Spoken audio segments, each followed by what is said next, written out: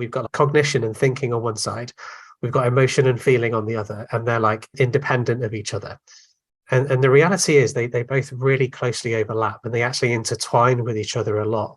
So if we think about verbal communication to begin with, when you start to construct a sentence, the language that you choose will, by definition, be impacted by the emotive state that you're in. Welcome to the Communication Secrets Podcast with your host, Angela Podolsky, international keynote speaker, behavior analyst, and nonverbal communication expert. Welcome to another episode of Communication Secrets. And today we will be discussing communications and emotions. I am thrilled to have with us today Phil Willcox. Welcome.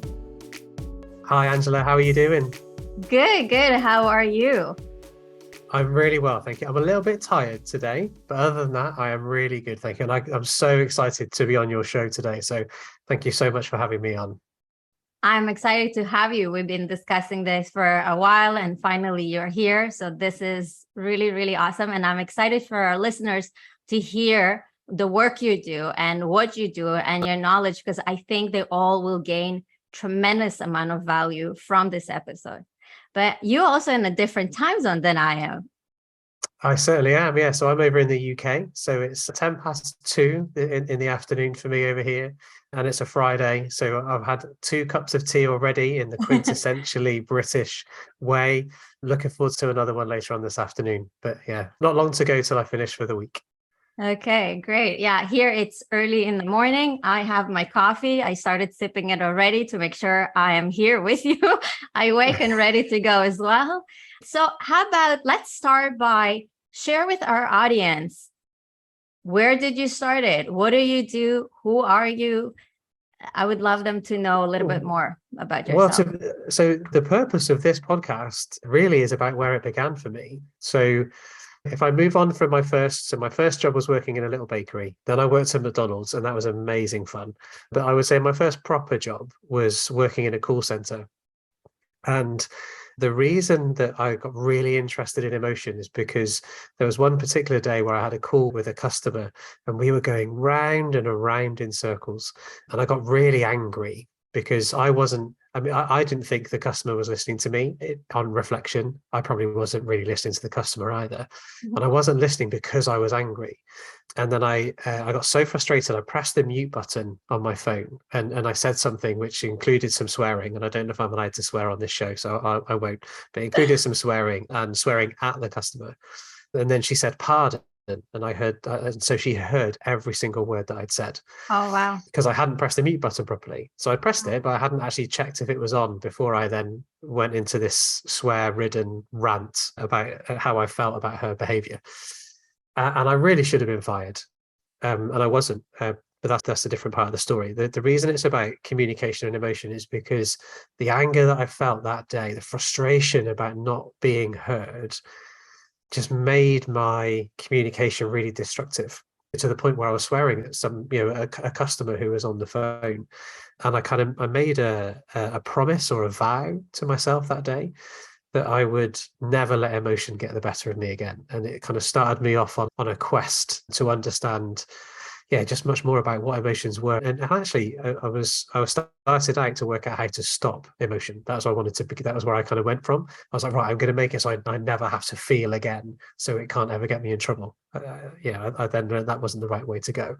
But in terms of where did it start? For me, it started there with emotion just got the better of me and meant I did a really destructive communication rather than what it should have been. Yeah.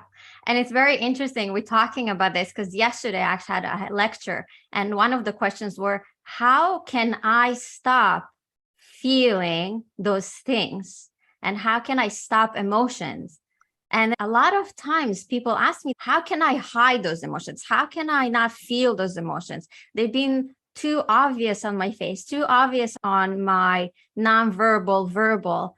And it's a very interesting question. And in my opinion, you cannot fully stop the emotions. The emotions are there. What do you think? How is that journey for you?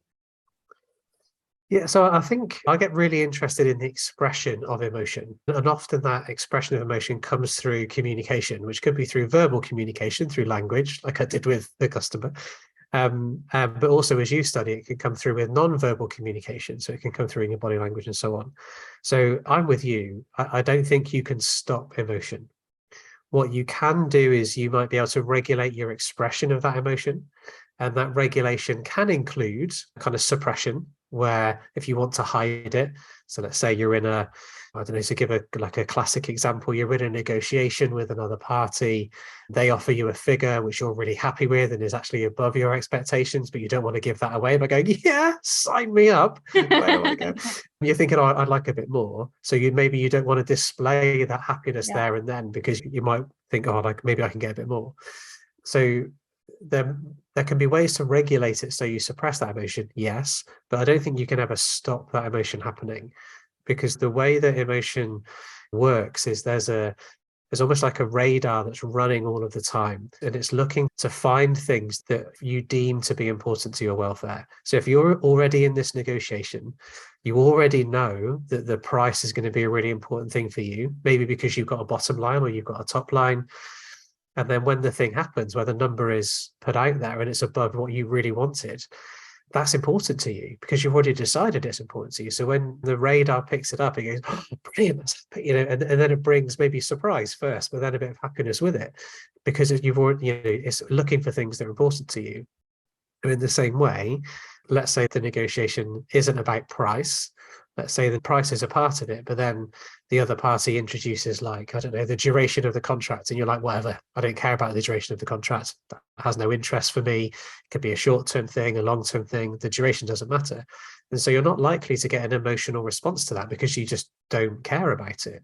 And so there's not going to be any kind of communication around it. So yeah, sorry, I feel like I've been waffling, but in a shorter answer, I agree with you. I don't think you can stop the emotion completely, because emotions only happen when something's important to you, and emotions have a communicative purpose. Can you catch it? Yeah. I mean, a mutual acquaintance of ours, Cliff Lansley, introduced me to a phrase that Paul Ekman wrote in one of his books, which is catching the spark before the flame. Yes. So you might be able to catch the spark of the emotion, but you might be able to catch the spark so it doesn't turn into the flame. But sometimes you want to let the flame run as well, but that's a different conversation. Yes. And I meant to that. I love that sentence. I don't think there is a sentence I yet to come across that describes it as well. I think it's fantastic analogy about how emotions work and how we manage it. And on that note, maybe for our listeners that may be questioning, well, how emotions connect to communication? Why are we talking about emotions? This is a communication podcast. In my seminars, I always say everything you're feeling show up on your nonverbal communication. That's in my 1 minute kind of explanation. But in your work and what you do with corporate and executives and leaders, where do you see that connections of emotions and to really the linguistic and non-linguistic communication? So they're very much linked together. And I know we said we're going to talk about emotion, and I want to talk about cognition just for a little moment. So I think sometimes there's this idea that for our listener, I'm now using my hands as illustrators. So there's this idea that we've got cognition and thinking on one side, we've got emotion and feeling on the other, and they're like independent of each other. And the reality is they both really closely overlap, and they actually intertwine with each other a lot. So if we think about verbal communication to begin with, when you start to construct a sentence, the language that you choose will, by definition, be impacted by the emotive state that you're in.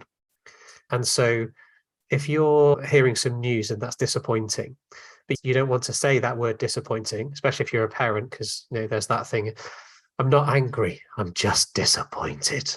That line that you deliver. You might choose a different word, but that word is still going to be influenced by the emotion that you're feeling along the way. And in the same way, if you're trying to communicate certainty towards something, but actually you're feeling a bit uncertain, that can affect your voice in a different way. So that tension between I want to come across as certain, but I'm actually uncertain, can create tension in the vocal cords, which can then increase the pitch of your voice. So sometimes when I'm in interactions, I'll say, right, okay, well, I think we've made this decision. Is that right? Let's just go around the table. So, Angela, do you agree? Yeah. Whereas Angela's voice might normally be down here, her voice going, yeah, and it's really high. I'm like, okay, well, that's interesting. That doesn't mean that she's unsure necessarily, but what's interesting is there's something going on emotionally that's tightened the vocal cords and raised that pitch. Could be she's not sure, could be she's anxious, could be she just doesn't understand it enough yet. But there's a symbiotic relationship between what you're feeling, how you think, and then the communication that you then kind of give. A colleague and someone we both know, Professor Dawn Archer, she quotes Irving Goffman a lot when she talks about the message that you give. So I'm giving one message, but I also give off another message. So the message I'm giving is, yeah, I agree. Yeah, let's make that decision. But the message I'm giving off is a slightly different one. And so for me, when I'm working with leaders or executives, I'm interested in that distinction between the communication that they're giving me and the communication that they're giving off. And are they consistent? Do they kind of hang together? Because if they do, that's great. But when they don't, then I'm interested. Not necessarily because they're lying, but just it tells me that there's something else going on or something more going on. And then that's something that I then become quite interested in. Yeah. And I think that's a great distinction to say, okay, they are not lying, because often I notice people go right away, oh, they lied or they're hiding something. And that's important to understand, to say, well, hold on, they're not necessarily doing that, but there's something going on. And then we can be curious about it and ask questions, as you and I experience the hypothesis, hypothesize, what can it be?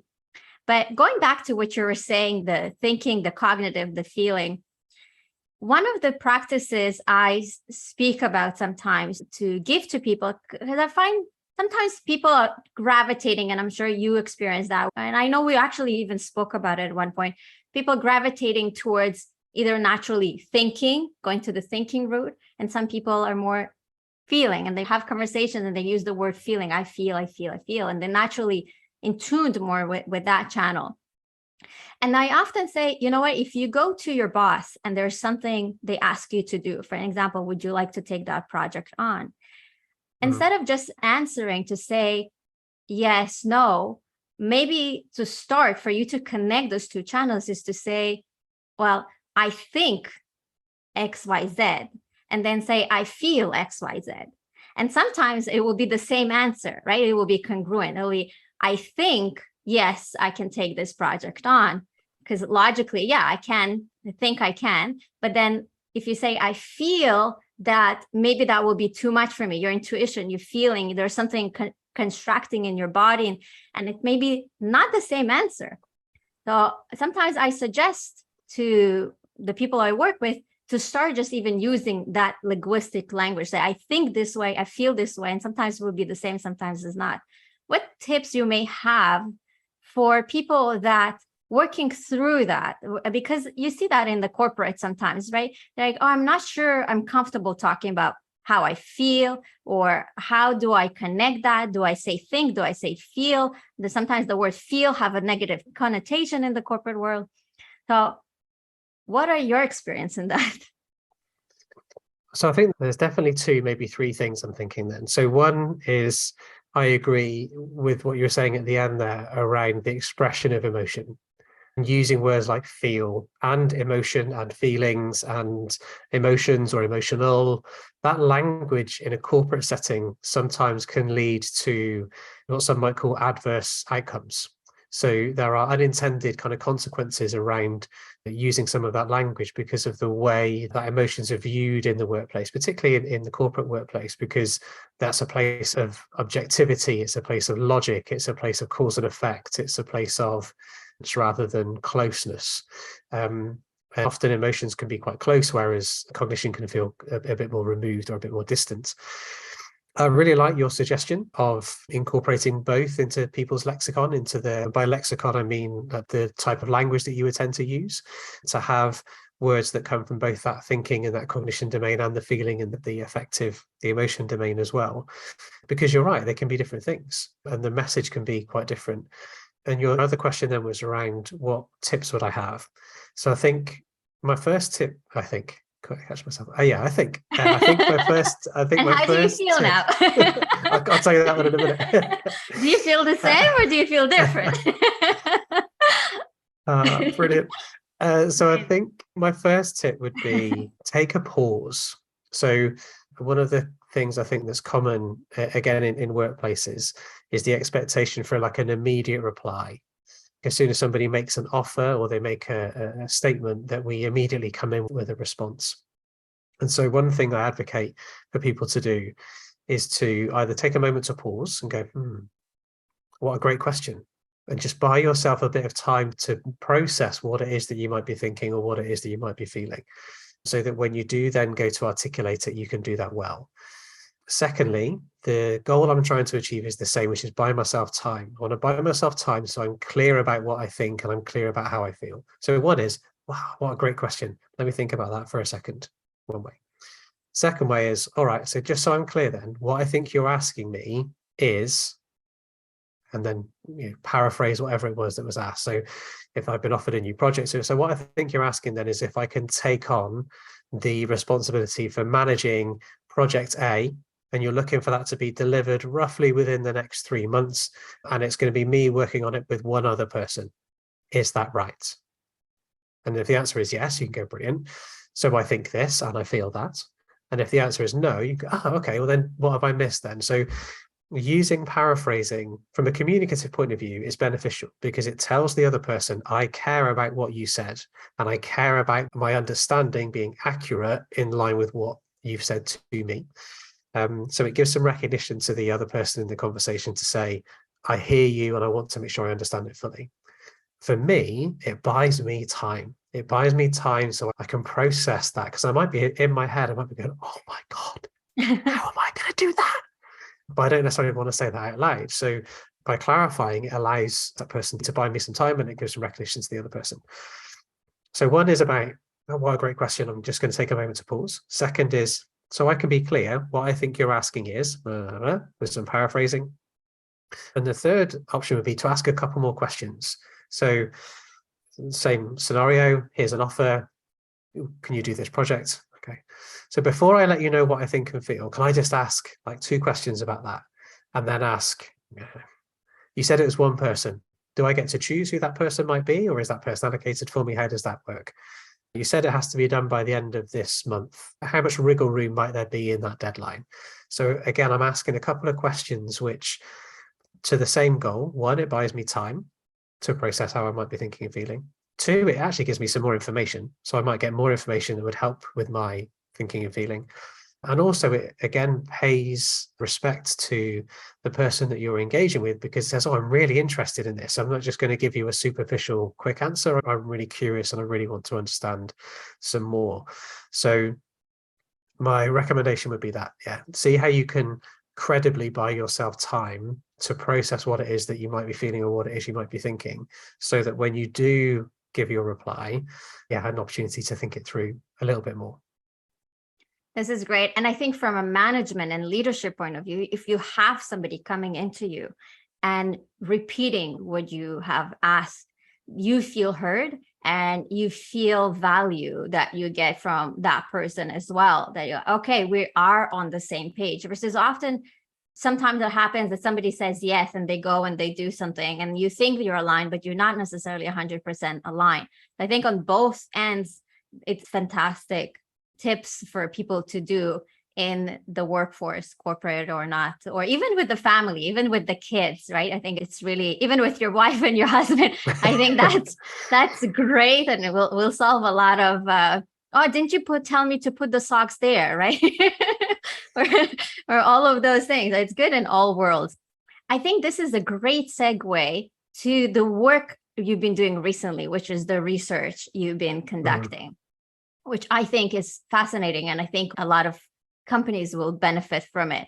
And it's the fact that the difference of how people feel when they communicate their emotions and what we call quote unquote negative emotions, and maybe the anxiety type of emotions, and when they are upset, stressed, frustrated, versus the positive, the happy, what we call, although we know there's no negative emotion, because emotions are actually there for the benefit of things, and we would not progress in the world if we would not listen to those frustrating moments. But the great work that you do is looking at those emotions and how that affects. So I would like you to discuss a little bit about that research that you're doing. Yeah, I'd love to. I think before I do, I need to mention my colleague, Ashley Hilton. So Ashley, who looks after our research and analysis work that we do in emotional work, she led this project. So it is me, it's also Ashley as well. So I want to make sure that she gets the credit for the work that she did in this too. Thank you, Ashley. So yeah, absolutely. Thank you, Ashley. So what we were really interested in was some emotional well-being outcomes. So we did a review of the literature and found that consistently in the literature, some well-being outcomes that are well researched are the extent to which people have been stressed in the last 4 weeks, the extent to which kind of they feel stressed about their work, the extent to which they're kept awake. So the extent to which work kind of interrupts sleep was a second one. And then a third one was the extent to which people find pleasure in their work. So that's what we were trying to establish. What are the things that happen around emotion and communication in the workplace that can either make you more or less stressed, that makes your sleep better or worse, or that gives you more or less pleasure in your work? And what we found, which I think is really important for your listeners in particular, is that the ability to express how I feel across a range of emotions, so including I can express when I'm happy, also I can express when I'm sad or I'm overwhelmed, and I can express when I'm angry or frustrated. Those that said, I can do that, they were less stressed, they slept better, and they found more pleasure in their work. And we looked at a few other areas as well. So we looked at the extent to which people felt they had freedom to do their work, the extent to which people find purpose and meaning in their work. And there were some correlations between those things and stress, sleep, and finding pleasure in your work. The only component that we researched, though, that was consistent across all of those three wellbeing outcomes was the ability to express how they feel. So those people that had to hide that, those people that couldn't express how they felt when they were sad or overwhelmed, when they were frustrated or angry, or when they were happy, all said, we're more stressed, our sleep is worse, and we find less pleasure in their work. And we did 2 papers we published so far. And the second one that we published most recently was focusing on managers in particular. And what we found that really blew my mind is that of the managers that can't express how they feel, 1 in 10 find no pleasure in their work at all. So incredible. Potential. I know. I just blew my mind when you think about how many managers there are. Conversation about purpose, right? Have purpose, have companies with purpose, but it's not just about purpose. It's about, you can have all the purpose. You can drive purpose from the top down and down up, but it's that communication aspect that nobody teaches us enough.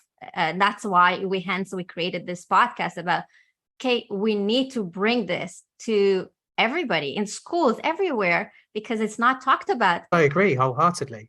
And what we found, so with purpose in particular, there was a correlation, right? So I'm not saying there wasn't. There was a correlation between if I have purpose and meaning in my work. Some people said, yes, I'm less stressed, I sleep better, and I find pleasure in my work.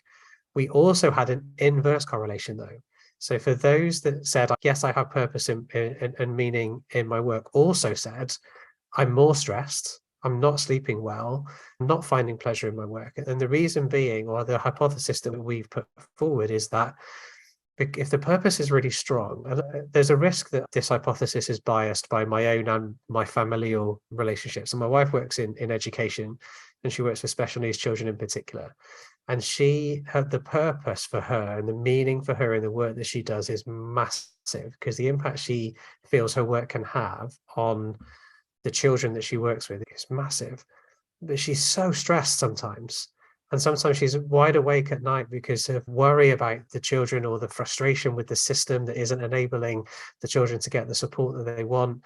So purpose and meaning can be great, but it can also have, in England, I would say there's a saying of a double-edged sword. Purpose is a bit of a double-edged sword in that way that, yes, it can have a correlation to positive well-being outcomes, less stress, sleep better, more pleasure, but it also has a correlation with the flip side of that, of I'm more stressed, I'm not sleeping, and I don't find pleasure in my work. So whereas emotion expression didn't have that double-edged sword bit, that for me, that's the bit that was different. That where people feel they have the opportunity to express how they feel across a range of emotions was only correlated with less stress, better sleep, more pleasure. Yeah. Beautiful. My mind is going into 50 different directions, and there's so many questions and there's so many directions you and I can talk about. But what I would like to do is take it to a direction where I think the audience will benefit it the most. Yeah, and absolutely. is that when someone suppresses emotions, and that's really interesting because a lot of people do, especially in the workforce when we taught not to express. When somebody suppresses how they feel, how does that look for that individual? How does that affect them besides that sleep? And from your expertise and your studies, how good or bad it is to suppress emotions? So I'll answer those in reverse order. So suppression of emotion is single-handedly the worst way to regulate emotion. Suppression of emotion regularly, consistently, and with intense emotion leads to poor health outcomes in terms of things like heart disease, raised blood pressure, physical illness. Regular, consistent suppression, especially of intense emotions, also has poor outcomes from a mental health and a mental well-being point of view. So people report greater things like depression, anxiety, or outbursts of anger. Could be a combination of those things. And similarly, as we find, for emotional well-being outcomes, so suppression so non-expression, whether it be through suppression or repression, because that can be two different things, is single-handedly the worst way to regulate emotions. There are a number of others which I can go into, but suppression is single-handedly the worst. To answer your other question then, which was how does that show up for people? It's really hard to give an answer to that because it's very idiosyncratic. So what that means is it's very different for each individual that you're working with. There does tend to be some common themes though. So the way I would sort of describe it is that when you feel an emotion and you suppress it, you sort of put it back down into, let's use the metaphor of a jar. There's a jar that's empty, you feel a feeling and you push it back down and it doesn't go because you haven't expressed it. You've held it in you and so it's in the jar. And then you might feel the same emotion again because you remember what's happened. So if I pick an example, let's say if I think about my swearing at a customer thing, swore at the customer, I had that anger at the time and I expressed it in a very destructive way. But then I was sad and embarrassed and guilty about the fact I'd done it, but I couldn't share that. So back in the jar it goes. I then sit there waiting for my boss to get off the phone with the customer because I can hear them talking with each other. And I remember how guilty I felt, but I can't express that guilt. So it goes back in the jar. I then get told to come down to the meeting room by my manager where we're going to talk about the incident. I feel guilty again. I remember the incident, but I can't suppress it. So it goes back down in my jar. But each time the jar is getting more and more full. And at some point, what happens is the jar gets so full, the emotion's got nowhere to go. So it then floods out. And some emotion researchers call it a flooding out episode. Others call it an outpouring. But it's that the metaphor is that something's bursting out of wherever it is. And so that bursting out can come through tears for some. It can come through kind of anger and rage for others. It can come through walking away. So for some people, that outpouring of emotion is, you know what, I'm done.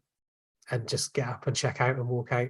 So it's really hard to say if it looks universal for people because it doesn't. What is common though is the commonality with someone who suppresses consistently is that what you'll see is flashes of emotion instead. You'll see those outpourings. It'll be like everything seems okay, it seems okay, then it's whoa, and then it kind of comes back in again. So I would say that's probably the closest you're going to get to like a universal depiction, but it's not like that everyone behaves the same. It would tend to be a flooding out thing. Now, what can get interesting is where that flooding out happens. So for some people, it might happen at home. Others, it might happen with colleagues. Others, it might happen on their own. They might have a place where they go where they let it all out. But for me, the way I describe it is it's got to come out somewhere. And if you don't choose how it comes out, sometimes you won't get the choice. It will find its own way out. So yeah. Yeah, that's great. Or in the car, right? Holding the wheel and like letting it out. Right? Some people do that, right? And then sometimes even floods in the areas that are unrelated, right? We all experience sometimes seeing somebody that they get upset about something, but it's have nothing to do with that specific area. It's have to do with everything else. So for those individuals that say, okay, well, I have those emotions, I feel that way, how that relates to communication? Well, how can I then now go and express that? I don't know even how to start expressing that. I don't even know how to communicate that. What are the things they can start using themselves to go and say, okay, what do I do now? Where are the steps? What are the steps you took through your journey to say, okay, now I need to communicate. How do I communicate? How do I speak? So I begin with start small. I say this when I'm advocating to individuals or to, say, managers who want to encourage their teams to express what they're feeling about things more often. So for me, it's about starting small. And that starting small can begin with starting small with yourself. So that could be through journaling or through some kind of, it sounds a bit childish sometimes, because some people say, so, isn't that just like having a diary like I did when I was a teenager? I'm like, well, maybe start small, but is start getting it out of here and out into the world somehow.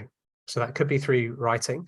It could also be through in an audio way. So one of the things that I do is I go out for a walk with my earphones in and I speak out loud as if I'm on the phone. So for people that are walking around me, they think I'm just on the phone, but I'm not. I'm just speaking it out loud, because that way it's out of me. And I don't need anybody else to hear it. I just need it to be out and expressed somehow. Sometimes I'll record it, and so I can listen back to it in the future. So I can think, oh, I wonder what's going on for me that day when I wanted to speak about some of those things.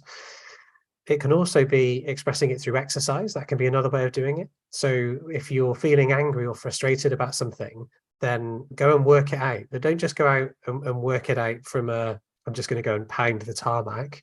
When you're doing it, think about what it is, the emotion that you're holding in, so that you the risk sounding a bit cliche, but it's that link of thinking and feeling again. So if I'm running and I'm thinking about this thing and the frustration that I've got about it, and I'm thinking, right, how can I push that out of me then? And I can do that by pounding the tarmac as I go, or punching the punch bag, or pushing that extra 5 kilos, or whatever that might be.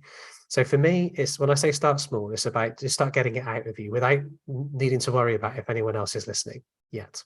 The other part of start small then is start sharing how you feel about things that you're less worried about or less passionate about or less caring about. So for example, if I've got 2 things, one that's massively important to me and one that I'm interested in, but it's not massively important, then share what you feel about the thing that you're interested in before you share about this thing that's really important to you. Because if the emotion is really intense or then if you're not used to expressing it, it might then just all come out in a bit of a surprise. So if you're thinking, right, I want to start expressing how I feel a bit more, maybe with my manager or with my colleagues. If you're annoyed, let's say you're furious about this project, but you're annoyed about this one, talk about your annoyance on this one first before you talk about your fury on this one. So when I say start small, it also means start small on the intensity of the emotions that you're experiencing. And I think it's a bit like a habit in a way, that once you get used to expressing it, it will then become more comfortable. And it also gives you a safer way to assess what people's responses to it are. Because sometimes I think our nervousness about what we think people will think of us expressing is different to what you actually get in return. So it maybe gives you a bit of a safer way to do that as well. Yeah. And I would say even test it the same thing with multiple people. I would want to add that, because sometimes when we test it in one environment, we'll get one response, and we'll test it with another environment. It's a completely different response. And maybe in some area will get a more positive response, some may get more negative response. It happens often for entrepreneurs, right? When they have their idea and they go to their family member, they're like, oh, okay, I'm going to quit my corporate job. I'm going to start this entrepreneurship. This is my idea. And their whole family is like, oh my God, no, you should never do that. Don't quit school. Don't quit this. Continue on that safe path.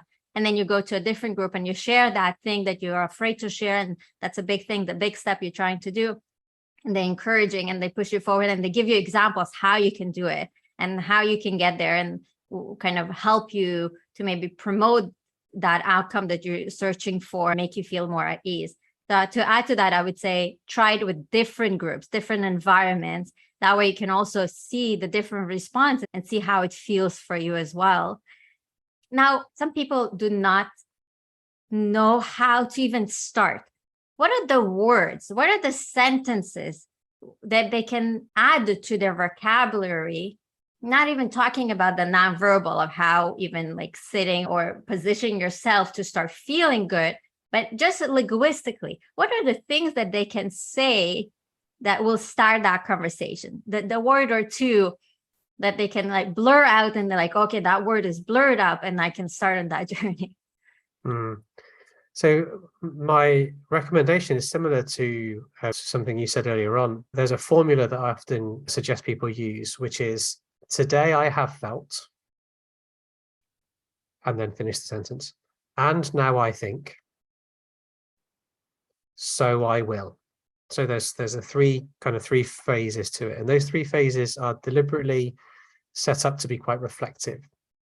So it's, today I have felt sad because there was this deadline that I was meant to hit, and through no kind of fault of my own, I missed it and I let people down, and I feel sad about the fact I let people down. And now I think that there's nothing I could have done differently. You know, things just happened today that I couldn't control, so I can't change it. So I'm sad about it, but I can't change it. So I will build in extra buffer time for the next time I have to do that project or that particular piece of work. So the statements of, today I have felt, and now I think, so I will, are ones that I advocate for people to use. The second bit is, go easy on yourself about the words that you choose.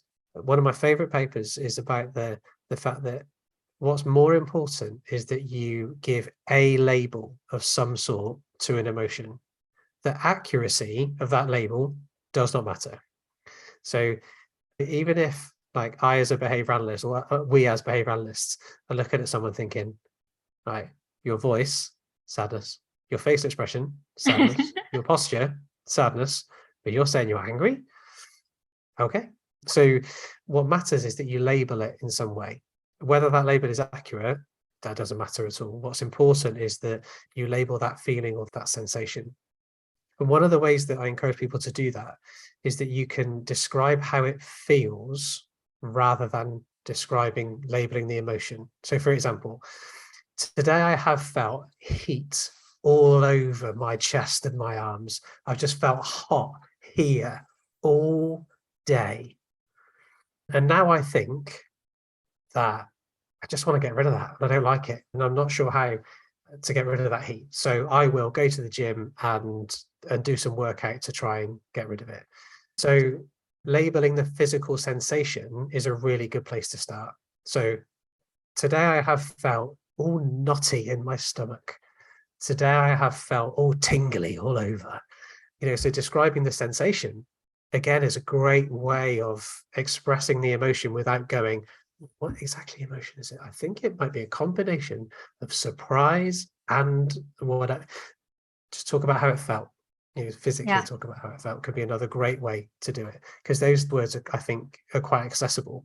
And I say they're accessible because that's physically how you felt, even if it isn't like a classic emotion label. If that's physically how it's felt for you, then yeah, go with that. Yeah. And I'm thinking even emotions are very complex. And as soon as you start, even for yourself, to dissect of, okay, you labeled it and you say, oh, this made me feel anxiety.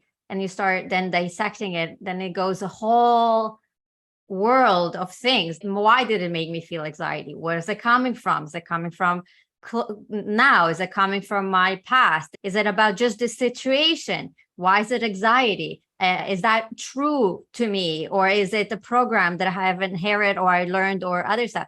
But that's a lot of things to unfold. It's like a massive onion. And I think what you suggesting, it's a lot easier. And if I can think about a situation, for example, if somebody sitting in a boardroom and somebody else says something and it makes you feel pulling away, instead of saying, oh, this is not for me, you can say, when you tell me this makes me feel like I'm pulling away, make me feel more distant, make me feel this, which is a physical sensation versus labeling it. And I think what's great about what you're suggesting, which is the first time I'm hearing it that way, and it's beautiful, it also makes the other person feel better versus saying, oh, you made me feel not comfortable, you made me feel disconnected, versus saying this, I feel I'm pushing, like my body is moving back, something is pushing me away from that.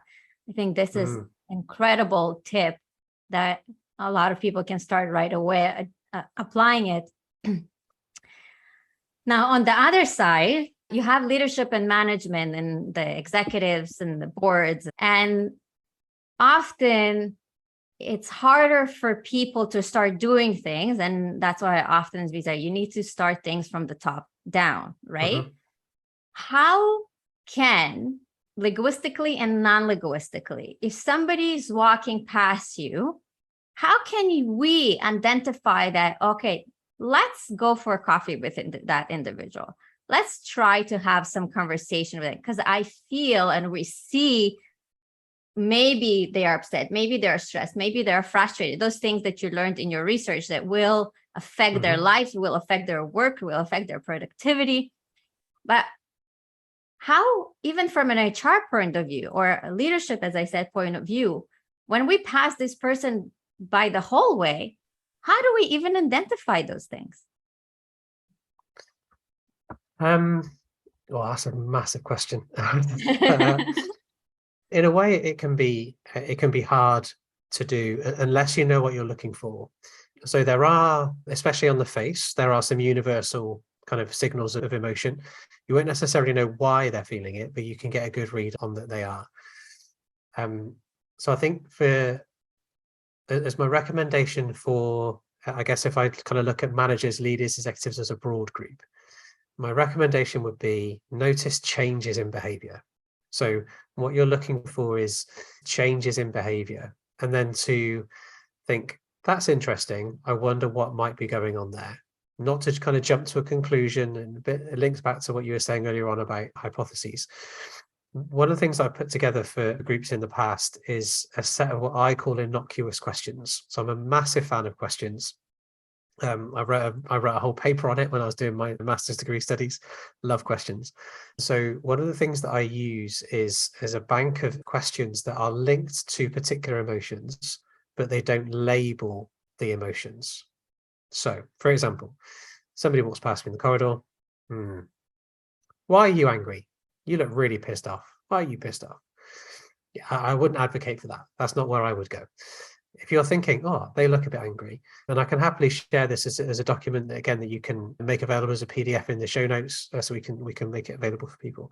For example, anger as an emotion is about an obstruction to a goal. So one of my favorite questions would be, what do you think is getting in the way right now? Or what's getting in your way right now? Because that way you're not saying you're angry, tell me why you're angry. If you're thinking, oh, that person looks a little bit annoyed, a bit frustrated, a bit angry, I wonder why, then I would say, what's getting in your way at the moment? What is it what's getting in your way? Because that's a much more judgment-free question, and it's likely to get you things back that people are more happy to share than if you open up with, why are you angry, why are you pissed off? Similarly, if you think somebody is anxious or scared, it could be, what threats are you noticing at the moment? Where do you think our risks are? Where could we come, again, quite maybe an English phrase, but where could we come unstuck? Where could we go wrong? How could we mess this up? The types of questions I would ask if I think somebody might be anxious or scared. If somebody looks upset, if they look sad, again, it might be, what do you think we're missing out on right now? Or what are we losing? Where are we losing at the moment? Or what have we lost recently? Would be things that could bring that out, because sadness is about loss. It's loss of something that we value. So I would encourage, I guess, those executives and those leaders to look out for changes in behavior, because changes in behavior tell you something's going on. What that is, you don't know. So therefore, questions can be your friend to help you work out what it is. And the second thing I'm going to say, which is more important than the first one, is when you ask that question, shut up and listen. And just listen, really listen to what it is that somebody gives you in return. Because when you ask what's getting in the way, so if I pretend to kind of play it out, Phil, what's getting in your way right now? Oh, Derek in accounts. Oh, do you want me to talk to him? No, that's the wrong way to go. Phil, what's getting in your way right now? Oh, Derek in accounts. Yeah? Just keep going, keep listening to what it is that person's got to say. Because the more you listen, the more you'll understand about where that person's coming from. And I talk about listening being the single biggest gift you can ever give someone. If you give someone your time and your attention and you really listen to them, that's the single biggest gift you can ever give them. And so I guess linked to that then would be my third piece of advice, which is, if you're noticing changes in behavior and you want to ask questions, make sure you do it in a situation or at a time when you can really listen to the response. So it might be when they're walking down the corridor, you might not want to ask it there and then because you're walking down a corridor. But you might want to kind of notice it and think, I need to go check in with that person, or when have I got 20 minutes free, 10 minutes free, whatever it is. But if you're both on your way to a meeting and you're like crossing, don't go, oh, what's getting in your way recently? As you're walking past, where you can't have that conversation. So yeah, that would be what I would say. Yeah. And listening is definitely a big one. I think a lot of people sabotage themselves when they ask those great questions, and they learn about questions and they start asking open-ended questions, and then they ask it and then they start talking and they go into the solution mode. And then they're like, well, you just murdered this whole thing you're trying to do. So definitely listening is a big factor. I find two things that work well. One is silence is key. And so and a lot of people aren't comfortable with silence, but learn to be comfortable with silence, because the more silence there is, the more other person will relax and start telling you more. And the second thing I find, using intonation. So if you say, what was that guy name that you were mentioning? Derek. You say, oh, this Derek. He's like, Derek? And you make your intonation in an exclamation mark, Derek. And then you just get silent there. And they're like, yeah, Derek. And they will continue telling your things. So using your intonation sometimes and repeating a word or two, I find also helps. Did you experience that? Yeah, definitely. I think it's a great strategy to use, as well as, so they're technically, if you were to look into the research, they're called non-lexical vocalizations, is the way they're called. But it's the noises. So, oh, Derek in accounts, and that with a nod. The listeners can't see me, but I'm also nodding with my to encourage that person to kind of carry on and give me more. So I'm acknowledging the Derek in accounts, and I'm not kind of coming in and saying, oh yeah, that Derek, by using that combination of a pause and the of acknowledgement, and then the head nod of encourages that person then to keep going. Yeah. And I think the key to the listeners that cannot see the nonverbal that's happening here as we're recording this episode via video is when you go down, your nonverbals have to be open and you have to nod your head. Because if you say and you use the leaning back and maybe tilting your head back, it can come across as the opposite. It can come across as dismissing, as like, I'm a superior. And maybe you may show contempt on your micro expressions face from Paul Ekman that you and I know about. Well, you want to make sure that you do those or other things, but in congruency with all your other channels, and make sure that they sending the correct message versus you sabotaging again yourself, and it's completely ruining this rapport that you're trying to build. Yeah, definitely. As we're talking about it, I wonder if you came across in communication, in emotions, in thinking, feeling, what we're kind of talking about in this episode, the difference between men and women. In what way? In communication, in how they express themselves and emotions, anything you came across or have seen. I can't talk globally, so I think I can confidently talk about the UK, probably within that maybe Western Europe and especially Northern America. I think there are some unhelpful stereotypes around men and women. That could be that women talk more. It could also be that men talk less, or that women talk about emotions more and men talk about emotions less. And I think some of those stereotypes are accurate, but because they're stereotypes, there's also going to be inaccuracies in there as well. There's a researcher called Arik Heshin, who is, I can't remember which university in Israel it is, but his research is into what are the consequences of emotion expression. And they've done some interesting look into what are the implications for men and women of expressing different types of emotions. And one of the things that they found is it's hugely contextual. So it's very much context dependent on whether the implication for men and or women of expressing different types of emotion does vary a lot on the context that you're in.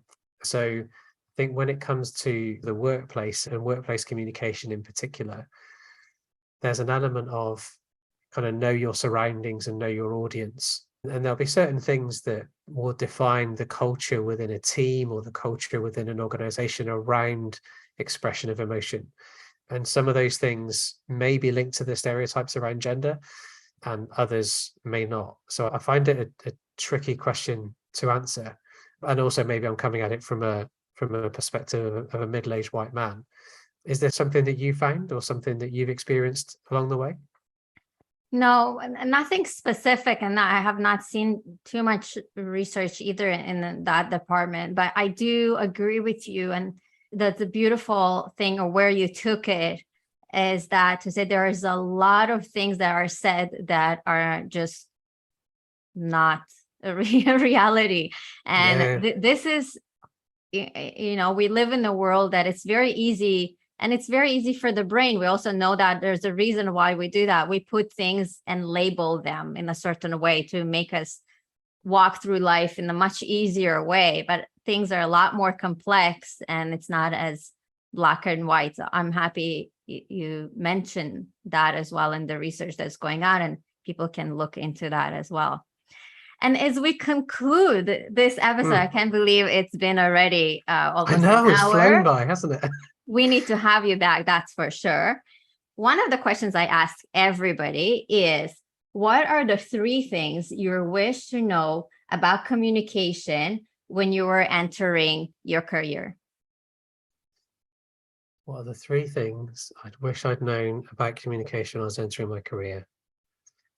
So one is, I wish I'd known how the words that I say and the things that I communicate make up who I am. And they make up who I am to me, but they also make up who I am to others. And I didn't think about that at all, I think, when I joined the workplace. I thought, whatever I said is whatever I said, and that's it. And once it's said, it's gone. So one of my favorite words in the English dictionary is ephemeral. Partly because it just sounds beautiful, sounds like a lovely word, ephemeral. And it means that it sort of disappears in real life. And words, especially spoken word, unless it's being recorded like it is now on the podcast, the spoken word is ephemeral. What that means is it kind of disappears in the air after you've said it. It might be held a bit in my memory or held a bit in your memory, whoever's around you, but the actual words themselves just kind of disappear. And so I think part of what I used to think was that communication, once I've said the words, they just disappear, and they don't, because they make up both how I see myself and then how I represent myself to the world, but also how other people see me. So being more aware, I guess, of the impact of what I might say and the impact of what I might have both on me and others. So I think that's one. Two is I wish somebody had taught me how to listen, which I know is a bit the other way of communication because it's not about giving the message. But I think I spent a long time listening poorly. And then when I realized how important it was and listened better, my communication outcomes massively increased. The quality of my communication became a lot better because I was just more attentive to and aware of kind of what I was getting in, the information that was being communicated to me. And to go back to the Irving Goffman reference, so I think listening really well and really attentively allows you to distinguish between the message that's being given and the message that is being given off. You know, what the communication is being given and the communication is being given off. I think it helps that a lot more. And thirdly, I think questions. I love questions. I've loved learning kind of all about questions, and I love asking them. And I think, to quote another mutual acquaintance of ours, Erin Garner, the asking a question and then having a genuine interest in the reply and having a genuine interest in another human being. Again, I think sometimes I wasn't really interested in the reply. I was more interested in asking the question or saying my piece, and then I wasn't really as interested in the reply. So maybe that's the same as listening. But yeah, they would be my three. That's incredible. Thank you so much, Phil, for being here with us today. Greatly appreciated. And we definitely will need to have another episode with you. I was just going to say thank you, Angela, for having me on. It's been a wonderful experience. You're a fantastic host, and I love listening to your episodes as well. So thank you so much for having me. It's an honor to be on the podcast. So thank you. Thank you. And for the listeners, thank you for listening to another episode of Communication Secrets. If you enjoyed this episode, please leave us a review, follow us to get notified on upcoming releases. Have a great day, everybody, and see you in the next episode. Thank you for listening to another episode of Communication Secrets. We hope you enjoyed this episode. Subscribe, comment, and ask your questions, as we always love hearing from you. Make sure to share this podcast with others, leave a review, and click that subscribe button to get notified on the upcoming episode releases. Thanks for supporting us in our mission. See you next time.